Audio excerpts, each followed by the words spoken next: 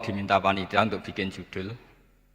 Terus judul kula adalah keistimewaan mukjizat Al-Qur'an. Kersane akurat ini kula betul kerpean.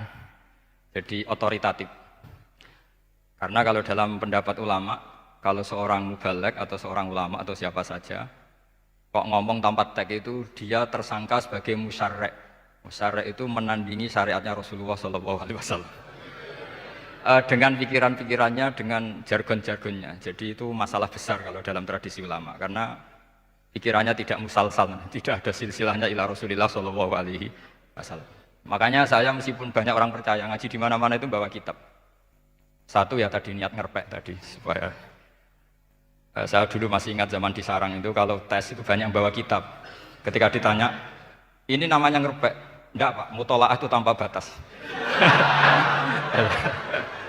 Jadi mutolaah itu kapan saja. Yang agak kriminal itu kasus ujian nasional.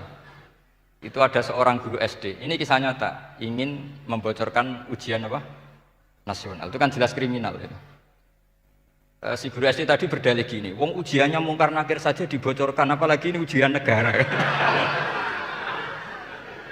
Karena semua kiai itu kan mengajari kita marrobuka waman nabi. Itu kan mengecewakan mungkar nakir, artinya kan membocorkan ujian.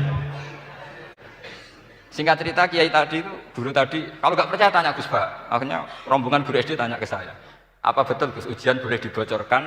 Analoginya kiai-kiai bocorkan ujiannya siapa? Mungkar nakir. Karena saya ya NKRI harga mati, saya bilang tertawa-tawa.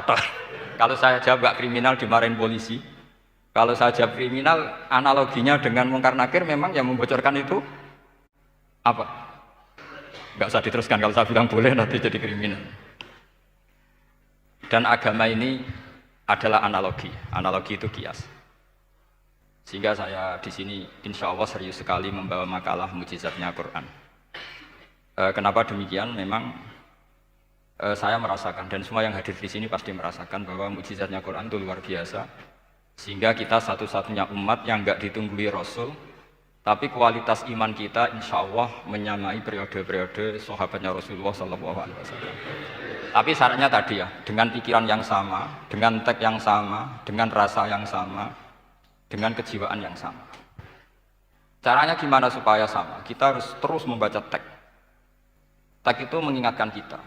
Misalnya begini, yang dikatakan mukjizat itu kan sesuatu dahsyat yang dalam nalar manusia itu nggak mungkin terjadi. Misalnya untanya Nabi Soleh keluar dari batu besar, itu kan satu peristiwa yang akal manusia tidak sampai. Begitu juga tongkatnya Nabi Musa membelah Laut Merah, yang akal manusia itu tidak sampai. Tapi pikiran itu menurut mazhab kita yang waras ini, saya ulang lagi, kita yang waras itu pikiran kriminal, itu salah. Saya ulang lagi ya, kita semua kan umatnya Rasulullah SAW. Semoga benar-benar umatnya Nabi, bukan Islam yang kumat.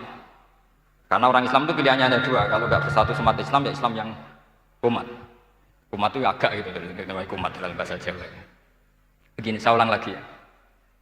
Yang dikatakan mukjizat itu amrun khariqun lil adat, sesuatu yang luar biasa. Kemudian dalam tanda kutip yang manusia itu tidak mampu, sehingga itu dikatakan mukjizat. Seperti tongkatnya Nabi Musa dan untanya Nabi Nuh yang keluar dari batu apa? Besar. Kalau kalian ingin jadi wali, pikiran seperti itu tidak akan jadi wali. Gagal itu di KPU gagal. Jadi nggak usah sampai MK, di KPU sudah gagal. Kenapa demikian? Pertanyaannya begini. Memangnya sesuatu yang wajar kita lihat keseharian itu dalam kemampuan manusia? Saya ulang lagi. Memangnya sesuatu yang biasa saja, yang normal saja itu dalam kemampuan manusia? Enggak juga kan? Manusia bisa enggak bikin unta? Yang wajar saja, yang lewat indukan, bisa enggak? Enggak kan? Manusia bisa bikin laut enggak? Enggak kan? Jadi kalau mukjizat itu dengan definisi sesuatu yang manusia tidak mampu, memangnya keseharian alam ini manusia mampu? Enggak juga kan? Nah, karena agama Islam dengan logika itu, Rasulullah SAW menolak mukjizat yang seperti itu. Yang menolak mukjizat yang seperti itu. Makanya saya bilang pikiran pertama tadi itu kriminal, karena itu ditolak oleh Rasulullah SAW. Karena ya itu tadi, kalau itu dituruti, lama-lama kita tidak tahu kedahsyatan ciptaan Allah keseharian.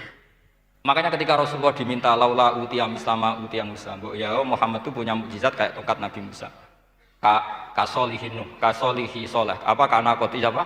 Soleh. Sebagaimana untanya Nabi Soleh. Apa jawabnya Allah? Wa ma min dabatin fil ardi wala ta'iri yatiru bi janahihi illa umamun amsal.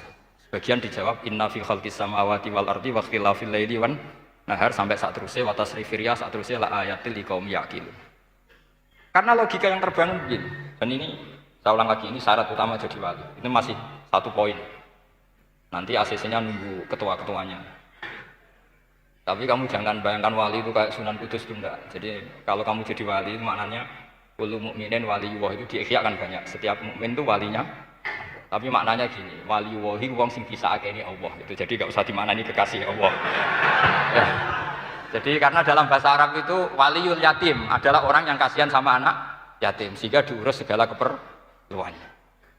Perempuan yang perawan punya bapak namanya apa? Wali. Artinya si bapak sayang sama putrinya disebut apa? Wali. Jadi nanti kalau kamu jadi wali dengan makna yang tadi kullu mukminin wali. Setiap mukmin adalah orang yang dikasihani Allah. Dan insya Allah semua kita masuk. Paham ya? Ya lengkap wali songo itu baru maknanya wali sing disayang Allah. Kayaknya kita belum daftar yang ke situ nanti itu. Ada urutannya. Saya ulang lagi. Kalau kita mengakui kudrohnya Allah nunggu mukjizat, yaitu nunggu tongkatnya Nabi Musa membelah Laut Merah, nunggu ada onta keluar dari batu.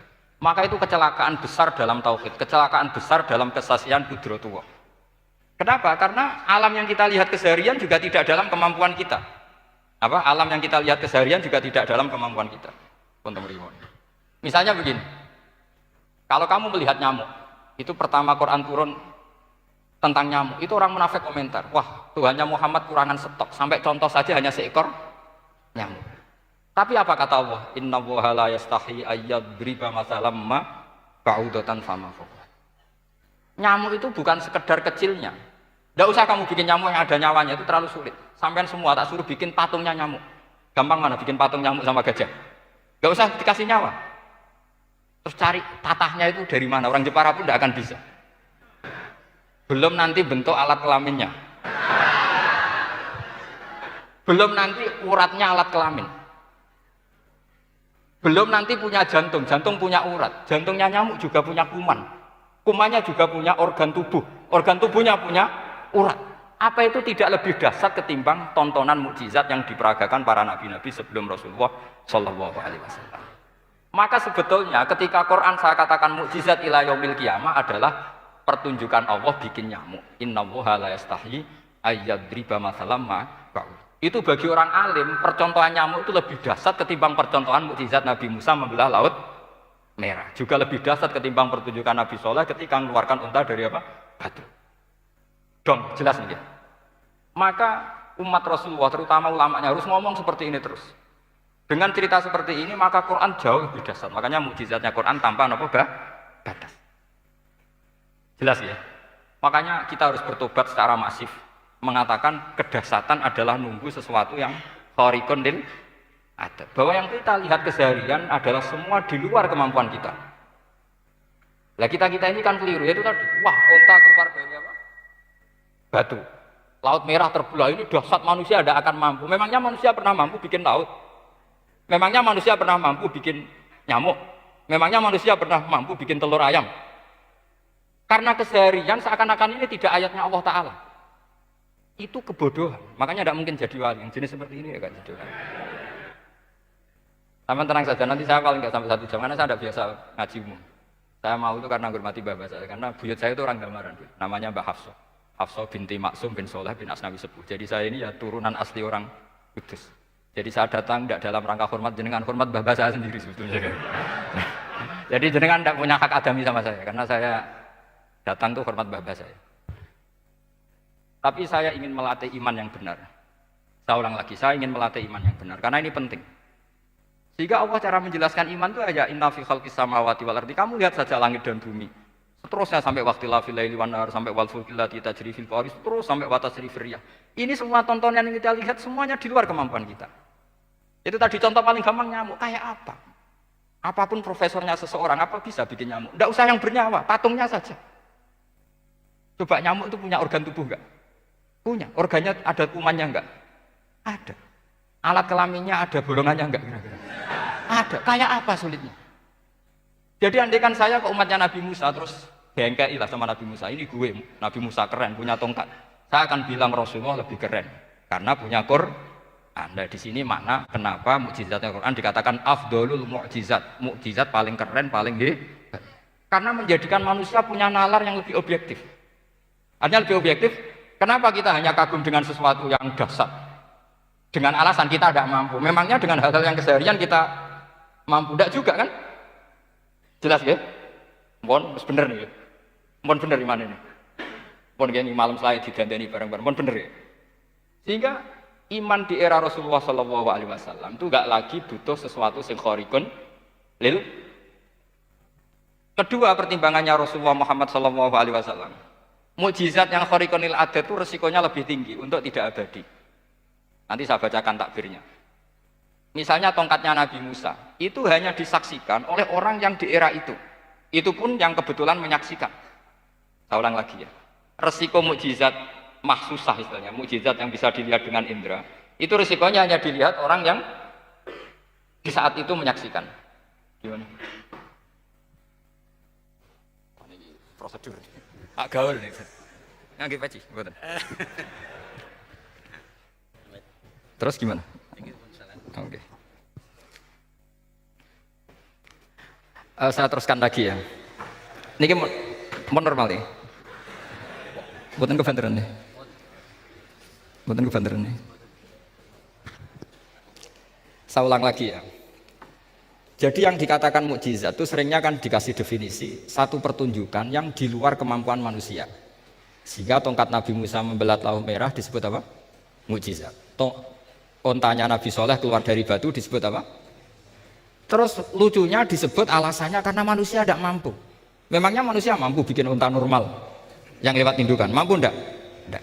Artinya umatnya Rasulullah lebih sering melihat kekuatan Allah Subhanahu wa ta'ala kulla waqtin wa hinin, setiap saat, karena cara berpikir sudah dibenahi Al-Qur'anul Karim. Paham ya?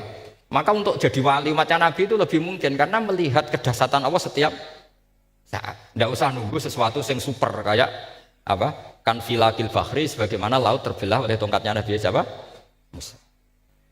Terus ketiga, kalau logika mukjizat gini itu terus menerus seperti yang dialami Nabi Musa, resikonya adalah umat selalu menuntut hal yang aneh-aneh dan melupakan hal yang pokok. Itu lebih bahaya lagi. Misalnya begini contoh gampang.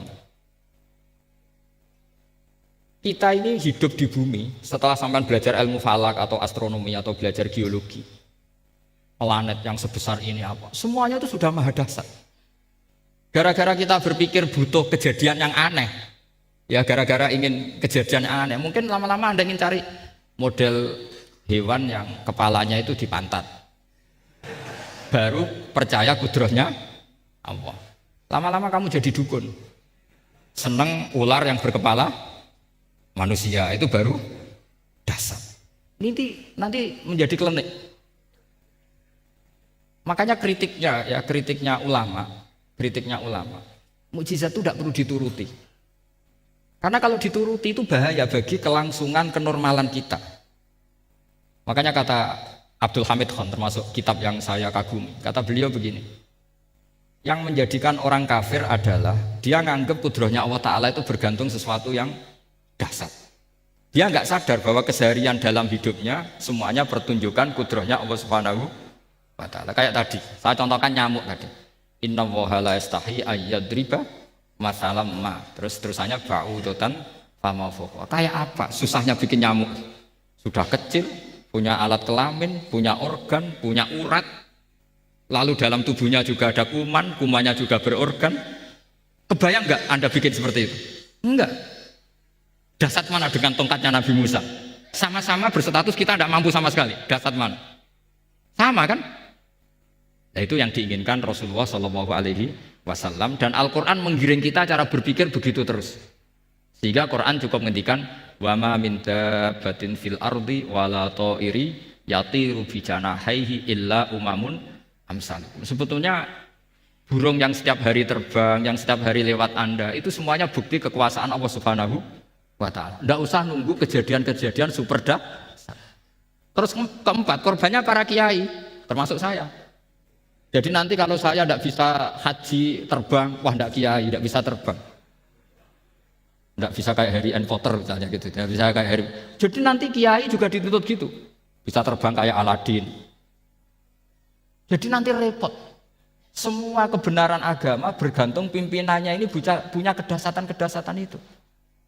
Akhirnya celakanya apa? Ada orang yang pura-pura dasar tapi penipu, kayak kasusnya Dimas Kanjeng. Oh nggih. Mboten apa-apa, sing penting ini lancar. Nggih, nggih.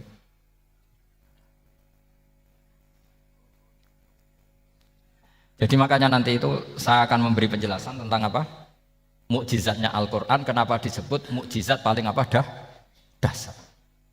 Ini saya bacakan tag pokoknya ya supaya sampean tahu. Ini tabaruk sama Imam Bukhari ya. Redaksi yang diriwayatkan Imam Bukhari, qala Nabi sallallahu alaihi wasallam. Ini ikut kitab Fadhailil Quran. Ma minal anbiya'i nabiyyun illa u'tiya minal ayat ma misluhu amana alaihil bashar. Wa inna ma kana alladzi utituhu wahyan awhahu wa ilayya fa arju an akuna aktsarahum tabi'an yaumal qiyamah. Jadi semua nabi punya mukjizat, yang lewat mukjizat itu orang dipaksa iman. Karena dahsyat tadi. Saking dahsyatnya terus cocok tidak cocok itu percaya. Tapi kata Rasulullah, mukjizat saya itu berupa wahyu, yaitu Al-Qur'an, dan saya berharap dengan mukjizat itu saya adalah nabi paling banyak pengaruhnya yaumal qiyamah. Maknanya paling banyak orang yang iman. Di sini dikomentari oleh sarehnya ya, oleh penyarahnya yaitu Ibnu Hajar Al-Asqalani. Ya saya baca Arabnya saja. Sama harus pura-pura paham jadi keren. Jangan minta saya terjemah nanti harus pura-pura paham. Bagus mantas sabahabi komen bahwa apa? Minhum. Jadi bergaya orang kaya ya dikira apa? Kaya. Bergaya ulama ya dikira apa?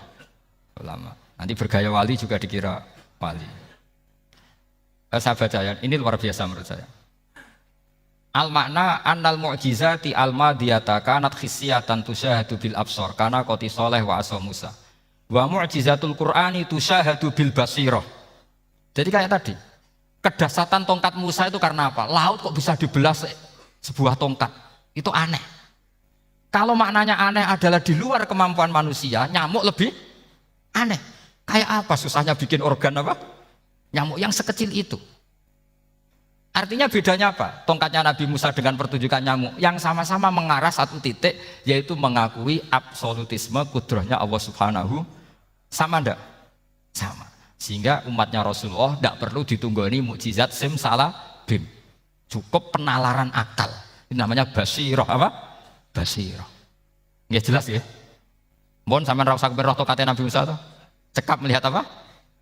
Nyamuk. Ya sudah bagus, sudah maju, sudah keren. Ya jelas ya. Li'annal ladzi yusyahadu bi ainir ra'si yang qaridu binqiradi musyahidihi wal ladzi yusyahadu bi ainil aqli baqin yusyahiduhu kullu man jaa ba'dal awali mustamirron. Sesuatu yang dipertontonkan lewat sesuatu yang fisik kayak tongkat Nabi Musa, itu yang percaya langsung tentu yang melihat.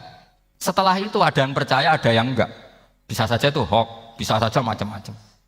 Tentu yang enggak percaya tentu salah ya, kita sepakat. Tapi tetap saja yang enggak menyaksikan itu bisa saja enggak percaya. Paham ya? Tapi logika kedasatan nyamuk, siapapun yang punya nalar percaya.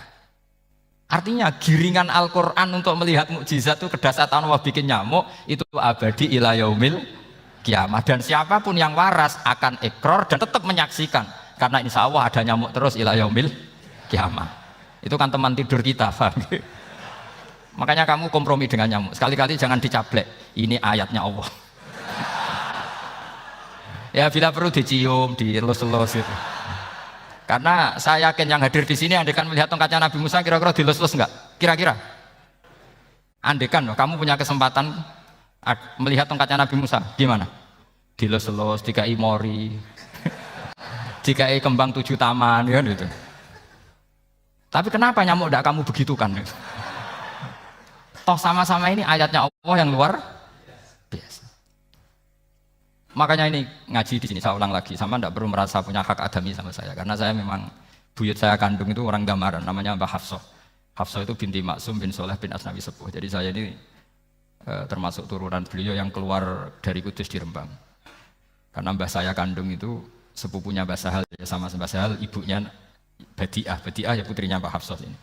Kalau ibu saya namanya Sofiyah ya putrinya Mbah Hafsah ini. Jadi kenapa saya cerita ini ya memang Quran sudah terang-terangan ngendikan dzurriyatam ba'duhan apa mimba. Jadi kekuatan dzurriyah itu luar biasa. Jadi kita menjaga harkat dan martabat para leluhur supaya ilmu ini terjaga.